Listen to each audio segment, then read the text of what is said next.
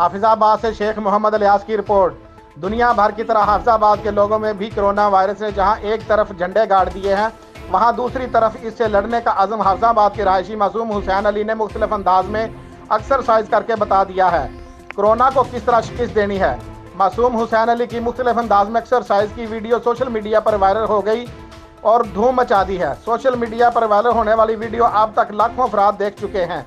ये viral video corona virus में मुब्तला लोगों को वायरस से लड़ने का हकीकी हौसला और हिम्मत फराहम करती है। ये वीडियो इस कदर वायरल हो गई है कि आज की सोशल मीडिया पर वायरल होने वाली वीडियोस में टॉप ट्रेंड बन गई है।